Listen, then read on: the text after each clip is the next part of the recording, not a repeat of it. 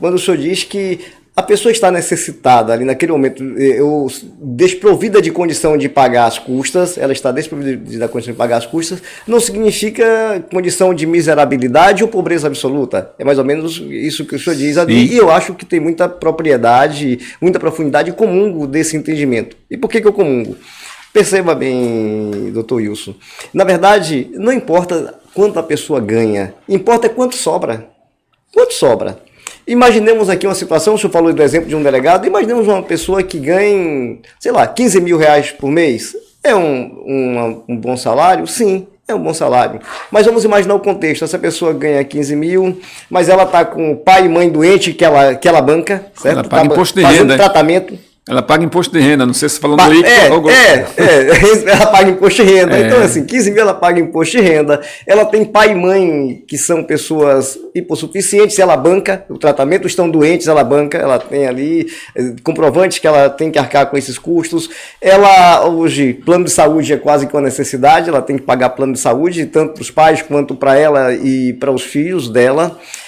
Ela tem um condomínio, ela mora razoavelmente bem, mas o condomínio também é caro. Ora, é preciso que esse cidadão vá morar num lugar muito ruim. É preciso que ele deixe de custear o plano de saúde dos pais para que ele pague as custas processuais, ou essa declaração dele de momentaneamente não ter condição de arcar com os custos do processo deve ser acatada pelo magistrado. E a gente sabe que o Código de Processo Civil diz que a declaração da pessoa natural ela tem presunção de veracidade, é o que diz lá, né? Então o juiz não deve indeferir a gratuidade judiciária, a não ser que existam elementos outros realmente que, sim, como o senhor bem colocou, o Neymar pleitear assistência jurídica, né? Então seria realmente um exemplo assim, absurdo.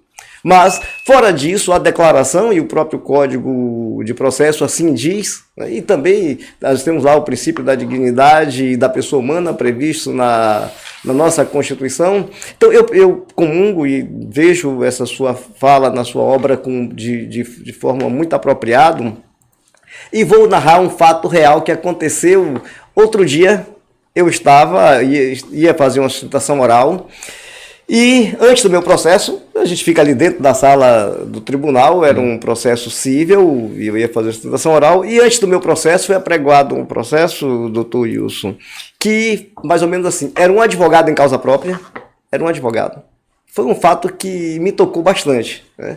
Um advogado em causa própria, ele havia pleiteado a gratuidade de justiça, o juiz de primeiro grau, ele indeferiu, mas concedeu parcelamento. As custas eram 3 mil, vamos imaginar 3.500, que era 3 mil e alguma coisa, tá? Mas vamos imaginar que fosse 3.500 e o juiz deferiu o parcelamento em 10 vezes de 350.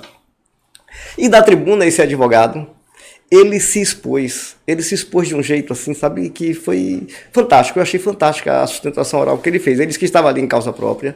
Aí ele disse que ele só não enfrentaria o processo que ele estava enfrentando se ele não tivesse nascido, porque ele disse que o genitor dele era, digamos, um trambiqueiro, né? No popular seria um trambiqueiro, e aquele cara que criava empresas e se valia de laranja, e o genitor dele é que usou o nome dele, por isso que ele tinha movido uma ação contra um banco para arguir a inexigibilidade do título executivo que o banco estava cobrando dele, tá? Então, ele pediu a gratuidade de justiça numa ação de inexigibilidade de título executivo que ele havia movido contra o banco. E o juiz indeferiu. Aí ele disse o seguinte, olha, nos autos, ele dizendo, nos autos eu juntei meu contra-cheque, tá aí nos autos. Eu sou advogado, mas eu sou um advogado que tem emprego fixo, eu ganho R$ 4.500 por mês. Isso ele dizendo, que ele ganhava R$ 4.500 por mês. Aí ele disse, eu juntei aí vídeos e fotos da casa onde eu moro. Aí ele disse que ele morava em Mata Escura, numa casa paupérrima. Ele disse, tá aí as fotos. Eu juntei provas de que eu não tenho um veículo, eu ando de ônibus, eu ando de transporte público. E o magistrado indeferiu. Por que o magistrado indeferiu e deu o parcelamento? Porque ele disse que ele juntou também a fatura do cartão de crédito e quando ele ganhava 4.500 por mês, a fatura do cartão de crédito dele, em mês específico, tinha dado 4.700. O magistrado presumiu que se ele pagava 4.700 de cartão de crédito, significava que ele tinha outras rendas. E ele disse que não tinha outra renda, porque às vezes ele usava até o cartão de crédito para poder pagar o aluguel, pagar outras despesas, e ele vivia ali na corda bamba, como muito brasileiro vive, certo? Aí ele colocou a condição dele, expôs a moradia dele, mata escura e por aí foi, certo? O voto do relator era para manter a decisão do magistrado de primeiro grau, indeferindo a gratuidade e justiça.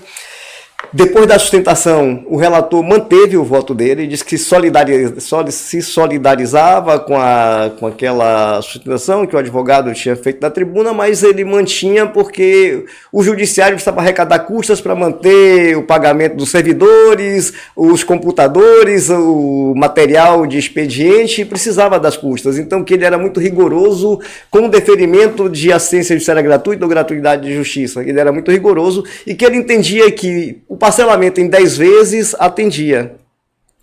Aí uma desembargadora se pronunciou, divergiu do relator e disse que ela, antes de ser desembargadora, tinha sido oficial de justiça e que conhecia, e morado inclusive na periferia, conhecia muito bem, e ela então, o voto dela era no sentido de deferir a gratuidade de justiça. O terceiro desembargador a votar acompanhou o relator. Mas no final eles fizeram um consenso e aí o relator disse que modificava o voto dele para deferir o parcelamento em 20 vezes.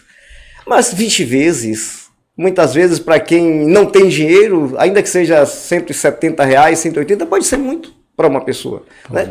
E o Código de Processo diz que a declaração da pessoa natural ela tem presunção de veracidade e foi indeferido com base numa presunção de que ele teria outra renda, mas não estava nos autos, compreendeu? Então, assim, isso é impedir realmente o acesso à justiça. Inclusive, esse advogado em causa própria, ele disse, porque não é só as custas do processo, se eu perder a causa e não tiver assistência judiciária, eu vou ter que pagar o honorário de sucumbência, né? Eu vou ter que pagar o honorário de sucumbência. E aí o relator disse, mas isso é um risco que todo cidadão que demanda no judiciário deve ter capacidade de assumir.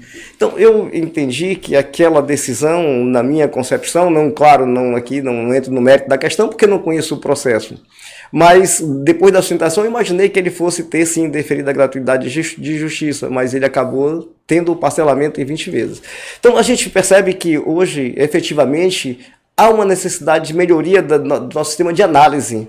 Nosso sistema de análise de realmente quem precisa. Porque não é porque o cidadão mora na Barra ou no Horto Florestal que de repente ele não possa estar vivendo uma situação economicamente ruim que faça ele necessitar dos favores do Estado. Percebe? Então, assim, na sua obra o senhor trata muito bem sobre esse tema.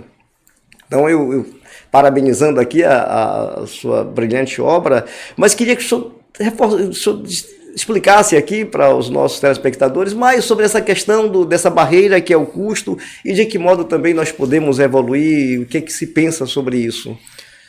Pegando esse caso concreto, e aqui naturalmente falando em tese, né, e considerando algumas questões que você já abordou, a primeira coisa que a gente tem que considerar, já tinha falado antes, né, o magistrado ele não pode exigir prova de quem postula.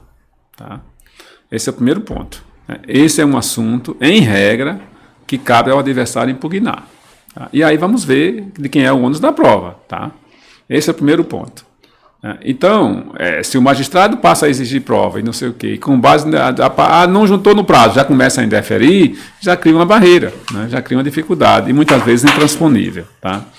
A segunda coisa, e aí, com a devida vênia, naturalmente sempre que aqui em tese, o juiz não tem que ficar preocupado com o serviço de justiça por conta daquela gratuidade daquele caso concreto.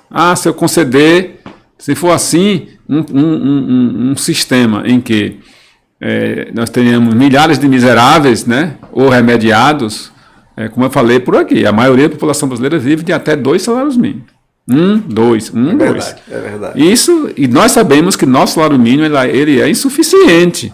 Então, esse contingente todo não tem que pagar custas. Se ele for pensar assim, né, para que se mantenha o sistema de justiça, nós estamos negando o acesso à justiça a esse grande contingente das pessoas. não é? Então, e tem mais, as custas judiciais não vão para a conta da justiça, vão para os cofres do Estado, não é? Vão para os cofres do Estado, e mesmo que fosse para a conta da justiça, o Estado teria que suplementar, porque o magistrado ele não pode estar preocupado com isso, porque se ele estiver preocupado com isso, ele vai ficar preocupado em decidir contra o Estado. Tem uma frase popular interessante que é o seguinte: quando o Estado é litigante e ele perde, todos nós perdemos. Mas o magistrado não pode pensar assim. Exatamente. Porque se ele for pensar assim, ele vai julgar todas as causas a favor do Estado. Essa lógica aqui é semelhante. Eu não posso estar preocupado em arrecadar para que o Estado mantenha o serviço de justiça, ou qualquer outro. Porque nesse particular eu tenho que estar preocupado com o acesso à justiça daquela pessoa na medida do que ela precisa. Tá? Esse é um outro ponto que nós temos que verificar. A outra questão também é que, como você bem apontou, eu não posso fazer as coisas e tomar decisões linearmente. Quem ganha até tanto, há uma variação imensa de fatos, como você bem abordou, tendo em vista o caso concreto. Exatamente. Se eu tenho 100 pessoas que ganham 15 mil reais, dessas 100, um vive sozinho, não é? O outro sustenta pai e mãe, avô e avó.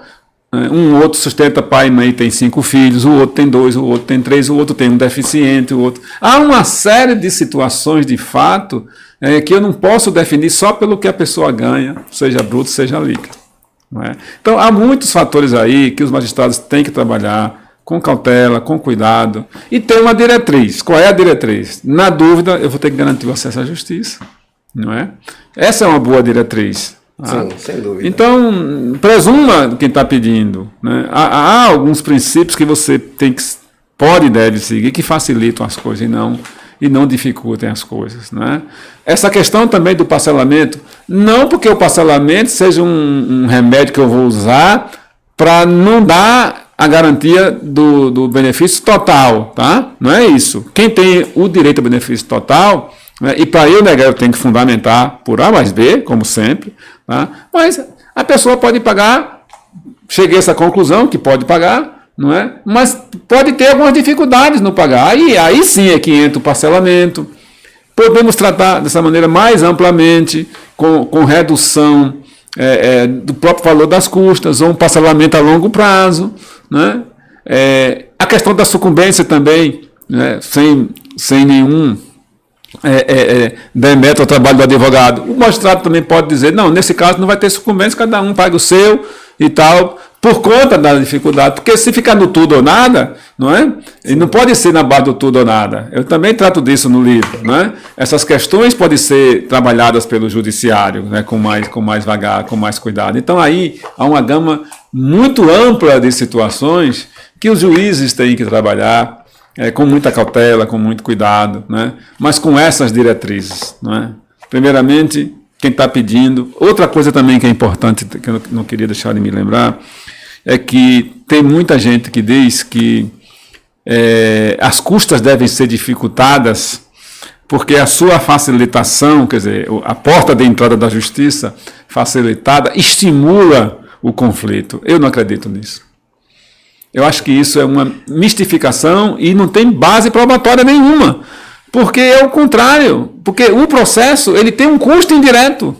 Ele gera desgaste emocional. É verdade. Não é? Ele gera perda de tempo. Só masoquistas. Pode ter uma minoria tal, que litigue por litigar por prazer. Isso pode até acontecer, mas isso é um desvio de comportamento. Isso é, inclusive, uma doença.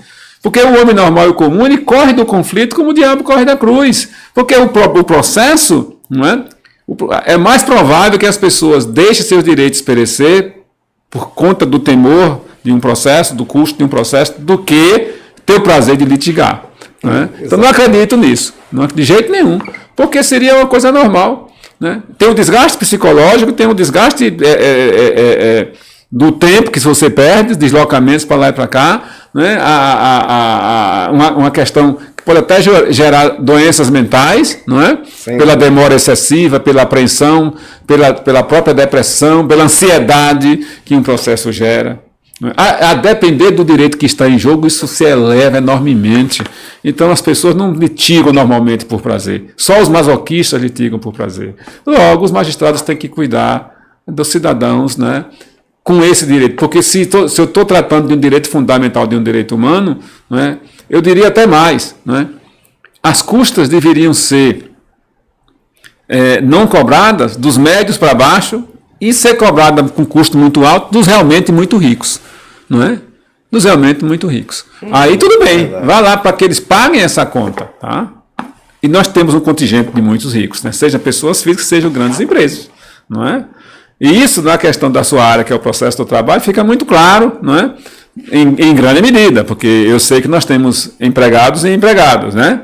Temos empregados de salário mínimo e temos empregados de altos salários. Temos empregadores também de alto nível, de alto padrão, mas temos empregados empregador que é o quitandeiro da esquina, que também emprega uma pessoa. E por isso que o magistrado também, nessas horas, tem que trabalhar o direito levando em conta esses contextos. Não é? Por mais que o direito seja geral e abstrato, o caso concreto sempre vai responder, não é? Existem fornecedores e fornecedores, existem consumidores e consumidores. Exatamente. E aí é que está o problema com o magistrado. É aí que se eleva, né, o senso de justiça de um juiz, trabalhando melhor a norma dentro das contextualizações que os casos concretos nos conduzem. Então, quando você falou desse caso, desse advogado aí, eu até aqui fiquei sensibilizado, né? E preocupado, porque eu pude perceber que nesse processo as coisas começaram mal. Provavelmente exigiram dele, prove isso e aquilo, e mesmo provando, não é? Acabou muito ruim essa história. Ele acabou não conseguindo a gratuidade. Não funcionando e tal, não é? E ao que tudo indica não foi a melhor solução, mas faz parte, né? Agora, o senhor falou uma coisa, é que é preciso muita acessibilidade do magistrado, né, para apurar isso. Assim, você não pode ter como critério o endereço de morada da pessoa e achar que ela mora no bairro tal, ela não tem direito à gratuidade. Uma